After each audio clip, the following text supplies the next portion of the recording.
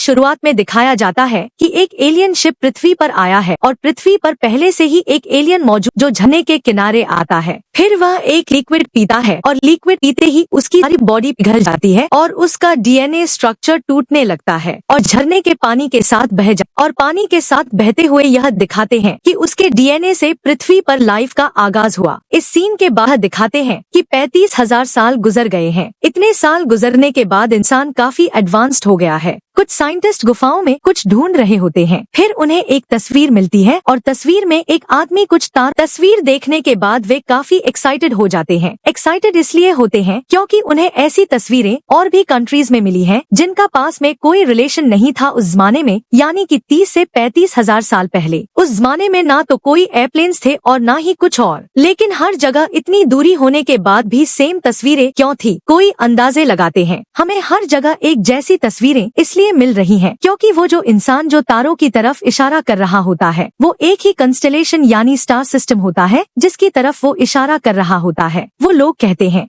ये हमारे लिए एक इनविटेशन है। वो चाहते हैं हम उन्हें ढूंढने और तक पहुँचे। फिर हमें पता चलता है ये फिल्म काफी आगे के टाइम पर सेट है और ये साल 2091 का है, यानी कि आज के वक्त से भी बहुत ज्यादा आगे की बात है क्योंकि मूवी में साल 2091 दिखाया गया है। इसके बाद वो 17 लोगों की टीम बनाते हैं और स्पेसशिप की मदद से उसी कॉन्स्टेलेशन यानी स्टार सिस्टम की तरफ जाते हैं जो तस्वीर में दिखाया गया था। वो 17 के 17 लोग स्पेसशिप में स्लीपिंग चेम्बर में होते हैं और वो उस स्लीपिंग चेम्बर में 28 महीने रहते हैं। मगर यहाँ पर एक शख्स होता है जो जाग रहा होता है। असल में ये इंसान नहीं होता बल्कि एक रोबोट होता है जिसका नाम डेविड होता है। अब 28 महीने के लंबे सफर के बाद वो उस प्लैनेट तक पहुँचते हैं जहाँ वो जाना चाहते थे। इसके बाद वो सभी को स्लीपिंग चेम्बर से उठाता है और सब जाग जाते हैं। अब वो धीरे धीरे अपनी स्पेसशिप को उस प्लैनेट के पास ले जाते हैं, लेकिन उन लोगों को वहाँ जिंदगी के कोई साइंस नहीं मिलते। लेकिन जब वो स्पेसशिप को 2 बड़ी बड़ी चट्टानों के बीच से ले जा रहे होते हैं तब उन्हें वहाँ एक स्ट्रक्चर दिखता है। उनमें से एक साइंटिस्ट बोलता है कुदरत कभी भी कुछ भी सीधी लाइन में नहीं बनाती क्योंकि वो स्ट्रक्चर सीधी लाइन में होता है। वो लोग कहते हैं तुम शिप वहाँ उतारो, वहाँ जरूर कुछ मिलेगा।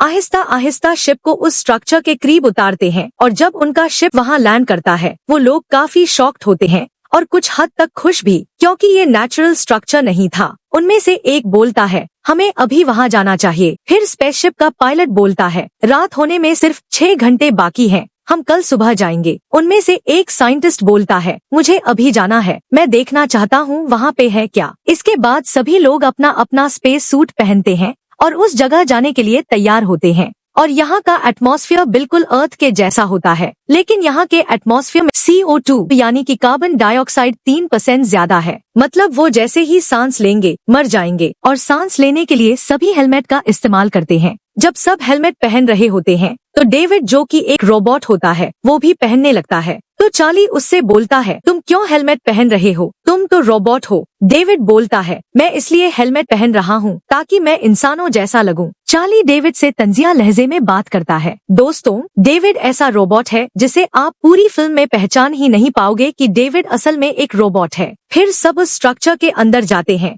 और जाते ही वो अपने स्कैनर छोड़ते हैं ताकि वो उस पूरी गुफा को, उस पूरे एरिया को स्कैन करके उसका एक मैप बना लें। वो जो स्कैनर होते हैं वो स्कैन करके स्पेसशिप में मौजूद उस आदमी को दिखा रहे होते हैं। फिर वो ऐसी जगह पहुंचते हैं जहां ऊपर से पानी की बूंदें गिर रही होती हैं। उनमें एक लड़की बोलती है सूरज की गर्मी की वजह से मॉइस्चर यानी नमी पानी बनकर गिर रहा है। फिर चार्ली मॉनिटर की तरफ देखकर कहता है यहाँ का एटमॉस्फेयर बिल्कुल सेफ है सांस लेने के लिए। इसके बाद चार्ली अपना हेलमेट उतारना शुरू कर देता है। उसकी गर्लफ्रेंड उसे मना करती है मगर वो फिर भी उतार देता है। हेलमेट को उतारते ही उसे कुछ भी नहीं होता क्योंकि वहाँ का एटमॉस्फेयर बिल्कुल महफूज होता है। इसके बाद सारे एक एक करके अपना हेलमेट उतार देते हैं। फिर सब आगे बढ़ते हैं। डेविड जो कि एक रोबोट है उसे दीवार पर कुछ निशान मिलते हैं और उन निशानों में उसे ग्लू जैसा कोई चिपचिपा पदार्थ मिलता है। फिर हम देखते हैं कि डेविड उन निशानों के हिसाब से अपनी उंगली से उन पर लकीरें खींचता है। फिर हम कुछ बड़े लोगों की शैडो आते हुए देखते हैं और वो शैडो उनसे होते हुए आगे निकल जाती है। ये सब देखकर सब हैरान हो जाते हैं और डर भी जाते हैं। फिर वो उन हॉलोग्राम फिगर्स का पीछा करते हैं। फिर हम देखते हैं कि सभी हॉलोग्राम लोग आगे बढ़ते हैं, लेकिन उनमें से एक शख्स भागते हुए नीचे गिर जाता है। इससे पहले कि वो उठकर दरवाजे के उस पार जाए, ऊपर से एक दरवाजा आता है और उसे कुचलते हुए बंद हो जाता है। इसके बाद वो हॉलोग्राम रिकॉर्डिंग बंद हो जाती है और अंधेरा हो जाता है। इसके बाद वो लोग टॉर्च की मदद से देखते हैं कि वहाँ एक लाश पड़ी हुई है जो कि बहुत बड़ी होती है। फिर उन्हें पता चलता है कि ये एक हॉलोग्राम रिकॉर्डिंग है। ये वो इंसिडेंट होता है जो हजारों साल पहले हुआ होगा, लेकिन उन लोगों को उसका एक छोटा सा हिस्सा देखने को मिला। अब दरवाजा खोले कैसे? तभी डेविड दीवार पर उंगलियों से लकीरें खींचता है जो कि एक कोड होता है दरवाजा खोलने का, और दरवाजा खुल भी जाता है और उसका सर दरवाजे के उस पार पड़ा हुआ होता है। फिर वो आगे चलकर देखते हैं, वहाँ पर एक बहुत बड़ी पेंटिंग पड़ी होती है और वहाँ पर घड़े टाइप कुछ चीजें पड़ी होती हैं और उनके वहाँ पर जाने से एटमॉस्फेयर में कोई तब्दीली आती है और पेंटिंग जो बहुत बड़ी होती है मेल्ट होना शुरू हो जाती है। तभी शॉ, जो चार्ली की गर्लफ्रेंड होती है, बताती है यहाँ के एनवायरनमेंट में हमारी वजह से कोई तब्दीली आई है, चलो जल्दी वापस चलें। अब डेविड, जो कि एक रोबोट है, एक मटके में से काले रंग का कोई लिक्विड बाहर आ रहा है और जब वो लिक्विड को चख रहा होता है वो कहता है लाइफ के होने के निशान, यानी कि जो एलियंस हैं वो यहाँ पर नई नई स्पीशीज पैदा कर रहे थे। जिस तरह से उन्होंने इंसानों को बनाया उसी तरह से वो और भी स्पीशीज बना रहे थे। फिर अचानक उन्हें स्पेसशिप से कॉल आती है, जल्दी शिप में वापस आ जाओ, बहुत बड़ा तूफान आने वाला है और 15 मिनट में हम स्पेसशिप के दरवाजे बंद कर देंगे। और डॉक्टर शॉ जल्दी से एलियन के सर को बैग में डालती है और वापस जाने की तैयारी करती है। डेविड वहाँ पर खड़ा उन घड़ों को देख रहा होता है जिनसे लिक्विड निकल रहा था। फिर वो उनमें से एक मटका को अपने साथ ले जाता है और किसी को भी नहीं बताता। और डेविड ऐसा क्यों करता है ये आपको आगे पता चलेगा। जब वो लोग पिरामिड से शिप की तरफ जा रहे होते हैं तभी एक बेहतरीन सा सीन आता है क्योंकि तूफान आ चुका होता है। नजारा काफी कमाल का होता है। अब जैसे ही वो स्पेसशिप में पहुंचने लगते हैं एलियन का सर बाहर गिर जाता है। फिर डॉक्टर शॉ उसे लेने जाती है लेकिन उसे चार्ली आकर बचाता है और वो सीन भी काफी अच्छा होता है। अब बड़ी मुश्किल से ये लोग स्पेसशिप आ जाते हैं लेकिन अभी उनके दो साथी पिरामिड में फंसे हुए होते हैं क्योंकि जब वो लोग वापस आ रहे थे वो उनसे अलग हो गए थे। तभी एक आदमी वायरलेस से उन्हें बताता है आज रात आप वहीं रहना क्योंकि तूफान आ चुका है और सुबह हम लोग आएंगे आपको लेने के लिए। डेविड, जो कि वहाँ से मटका टाइप कुछ लेकर आया था, खोलता है। उसके अंदर 3 ट्यूब्स होती हैं। फिर वो ट्यूब्स को निकालता है और देखता है कि इन ट्यूब्स के अंदर डीएनए होता है। डेविड को चार्ली पसंद नहीं होता जो कि डॉक्टर शॉ का बॉयफ्रेंड होता है। फिर वो उस डीएनए को चार्ली की ड्रिंक में मिला देता है और पीने के लिए दे देता है। इसकी एक वजह ये भी होती है कि डेविड चार्ली से पूछता है तुम किस हद तक जाओगे अपने सवालों का जवाब हासिल करने के लिए, तो चार्ली बोलता है किसी भी हद तक। इसकी एक वजह ये भी होती है कि डेविड जानना चाहता था कि इस वायरस का ह्यूमन बॉडी पर क्या असर होता है, तो इन सब रीजन से डेविड ने चार्ली को ड्रिंक दी। दूसरी तरफ डॉक्टर शॉ, जो एलियन का सर लाई थी, उस पर रिसर्च करना शुरू कर देती है। वो उसे कोई इंजेक्शन लगाती है और उसके सेल्स को करंट देती है तो उसके सर में जान आ जाती है, लेकिन वो उसे कंट्रोल नहीं कर पाते और वो बढ़ता रहता है और उसका सर आखिर में एक्सप्लोड हो जाता है। इसके बाद वो लोग उस डीएनए को चेक करते हैं और वो हैरान रह जाते हैं क्योंकि उस एलियन और इंसान का डीएनए सेम होता है। तो डॉक्टर शॉ बोलती है हम इन्हीं में से एक हैं, यानी कि इनके डिसेंडेंट्स। उसी रात चार्ली और डॉक्टर शॉ इकट्ठे रात गुजारते हैं और सुबह सुबह कॉल आती है कि हम पिरामिड्स की तरफ वापस जा रहे हैं क्योंकि हमें अपनी टीममेट्स को वापस लाना है क्योंकि उनकी वहाँ कोई खबर नहीं आई। रात को क्या होता है, वो 2 लोग जो पिरामिड में रह गए थे उन्हें वहाँ पर सांप जैसा कुछ दिखता है और ये कहाँ से आता है। ये वही लिक्विड जहाँ बह रहा था उसमें से एक क्रीचर पैदा हो जाता है। वो सोचते हैं कि ये कोई नॉर्मल सांप है मगर वो बहुत खतरनाक होता है और वो उन दोनों को मार देता है। जब पूरी टीम वहाँ सुबह पहुँचती है तो उन्हें उन लोगों की बॉडीज पड़ी हुई मिलती हैं। वो स्कैनर जो उन्होंने गुफा में छोड़ा था एक दिन पहले, वो एक जगह पर जाकर रुक जाता है क्योंकि वहाँ पे दरवाजे बंद होते हैं। अब डेविड अकेला उस तरफ जाता है और देखता है वहाँ एक दरवाजा है। जब वो उस दरवाजे को खोलता है तो वो देखता है कि ये कोई डिफरेंट टाइप का चेम्बर है जहाँ पर कुछ स्लीपिंग चेम्बर्स और चेयर्स होती हैं। फिर डेविड देखता है कि वहाँ पर कुछ बटन्स हैं और जब वो उन बटन्स को दबाता है तो देखता है कि दोबारा से एक पिक्चर स्टार्ट हो गई है, वही हॉलोग्राम रिकॉर्डिंग जो एक दिन पहले स्टार्ट हुई थी। फिर वो देखता है कुछ एलियंस आते हैं। एक एलियन चेयर पर बैठता है और कुछ बटन्स दबाता है और पूरे यूनिवर्स का जो मैप होता है वो ऊपर जाहिर हो जाता है। ये इस मूवी का मेरा पर्सनल फेवरेट सीन है। फिर जब पूरे यूनिवर्स का नक्शा आता है तो वो देखता है कि एलियंस वहाँ से अर्थ की तरफ जा रहे थे। फिर एक एलियन दूसरे एलियन से बात भी करता है। ये सब होने के बाद लाइट्स बंद हो जाती हैं। डेविड फिर एक स्लीपिंग चेम्बर के पास जाता है और वो देखता है कि उन चेम्बर्स में अभी एक एलियन मौजूद है जो कि सो रहा है और जिंदा है। अब जब सब पिरामिड के अंदर होते हैं तो चार्ली की सेहत खराब होने लगती है। और ऐसा क्यों होता है? क्योंकि डेविड ने एक रात पहले उसकी ड्रिंक में एलियन डीएनए मिलाया था। वो अपना असर दिखाना शुरू कर रहा है। जब डॉक्टर शॉ चार्ली की आंखें देखती है तो सबको बोलती है, जल्दी वापस चलो, क्योंकि चार्ली की हालत बहुत ज्यादा खराब होना शुरू हो गई थी। फिर वो वायरलेस से स्पेसशिप में मौजूद लोगों को बोलते हैं, पीछे का दरवाजा खोल दो, हम वापस आ रहे हैं। अब जो स्पेसशिप की हेड होती है वो बोलती है, मैं किसी भी वायरस से इन्फेक्टेड पर्सन को शिप में आने की इजाजत नहीं दूंगी क्योंकि सबकी जान को खतरा है। अब दरवाजा नहीं खोलती। फिर दरवाजा खुलता है और वो एक आग फेंकने वाली मशीन लेकर आती है। डॉक्टर शॉ और सभी उसे मना करते हैं, लेकिन खुद चार्ली कहता है, मुझे मार डालो, क्योंकि अब वो जानता था कि उसका बचना बहुत मुश्किल है और वो बाकियों के लिए खतरा बन चुका है। स्पेसशिप की कैप्टन उसे जला देती है और डॉक्टर शॉ इस सदमे से बेहोश हो जाती है। जब वो होश में आती है, डेविड खुद उसका चेकअप कर रहा होता है। चेकअप के बाद वो उसे बताता है कि तुम प्रेग्नेंट हो, तुम अब माँ बनने वाली हो।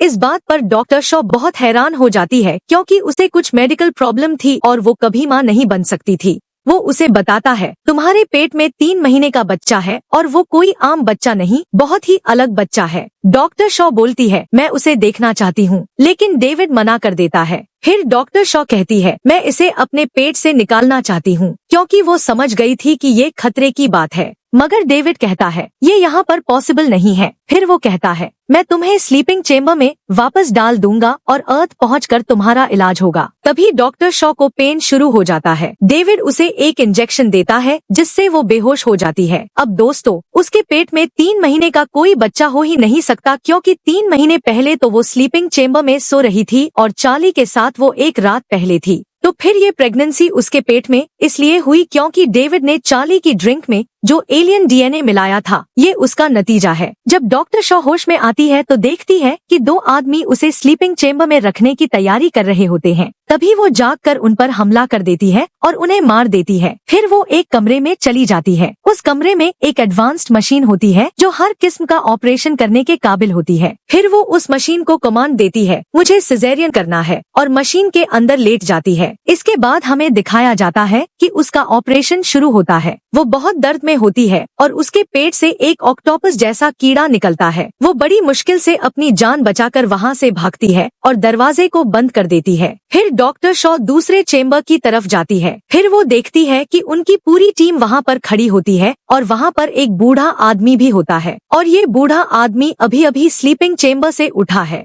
अब ये आदमी कौन है? ये वही आदमी है जिसने इस पूरे प्रोजेक्ट पर पैसा लगाया है और इस पूरे प्रोजेक्ट को एग्जीक्यूट करवाया है। वो लेडी जो इस शिप की कैप्टन थी, असल में उसकी बेटी थी। अब इन्होंने ऐसा क्यों किया? इस प्रोजेक्ट पर पैसे क्यों लगाए? क्योंकि इस आदमी की उम्र 100 साल है और अर्थ पर डॉक्टर शॉ और चार्ली ने इसे यकीन दिलाया था कि अगर हम जिन लोगों ने हमें बनाए उन्हें किसी तरह ढूंढ ले तो वो हमें बचा भी सकते हैं और हमारी उम्र भी बढ़ा सकते हैं। और यही वजह होती है कि ये इनके साथ यहाँ आता है, बल्कि इस पूरे प्रोजेक्ट पर पैसा भी लगाता है। डॉक्टर शॉ उन्हें बताती है कि अब ऐसा नहीं हो सकता क्योंकि सब मर चुके हैं। फिर डेविड बताता है, सब नहीं मरे, एक अभी भी जिंदा है, वो अभी भी स्लीपिंग चेम्बर में है और अब हम उसी से मिलने जा रहे हैं। अब सब वहाँ जाने की तैयारी करते हैं। फिर एक आदमी डॉक्टर शॉ के पास आता है जो स्पेसशिप का पायलट होता है। वो बोलता है, ये एलियन का घर नहीं है, ये वो जगह है जहाँ वो तबाही के हथियार बनाते थे। हो सकता है ये कोई मिलिट्री बेस हो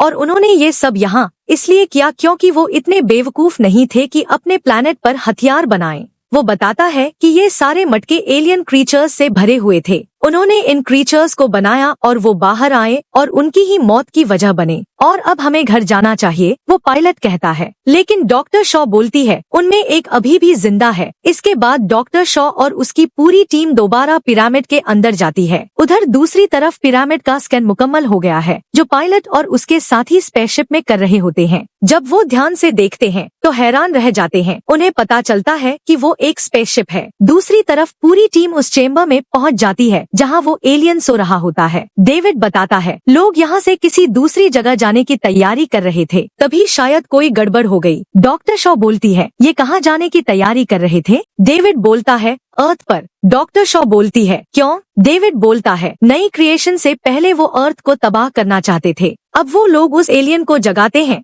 और डेविड से कहते हैं कि वो उससे बात करे क्योंकि डेविड को कई लैंग्वेजेस बोलनी आती हैं। डेविड उससे कुछ पूछता है लेकिन वो एलियन कोई जवाब नहीं देता और उल्टा डेविड का सिर उखाड़ देता है और बाकी सबको मार देता है। मगर डॉक्टर शॉ वहाँ से भाग जाती है। अब वो एलियन अपनी शिप को स्टार्ट करता है और टेक ऑफ करने की तैयारी करता है। इतने में डॉक्टर शॉ पहुंच जाती है और शिप के पायलट से बोलती है ये शिप यहाँ से टेक ऑफ कर रहा है, तुम्हें इसे रोकना होगा। वो पायलट बोलता है हमें कुछ नहीं करना, हम बस घर जा रहे हैं। डॉक्टर शॉ बोलती है अगर तुमने इस स्पेसशिप को नहीं रोका तो वापस जाने को कोई घर नहीं होगा क्योंकि ये शिप अर्थ को डिस्ट्रॉय करने जा रहा है। जब वो एलियन की स्पेसशिप हवा में उड़ती है तो वो लोग भी अपनी शिप उड़ाते हैं और उसे जाकर टकराते हैं। दोनों स्पेसशिप्स नीचे गिर जाती हैं और अब तक सब मर चुके होते हैं। फिर डॉक्टर शॉ अपनी स्पेसशिप की तरफ जाती है जरूरी सामान इकट्ठा करने। तभी उसे फील होता है कि वहाँ कोई और भी है और वो उस जगह की तरफ जाती है जहाँ से आवाज आ रही होती है। फिर वो वहाँ पहुँचती है जहाँ उसके पेट से वो ऑक्टोपस जैसा कीड़ा निकला था।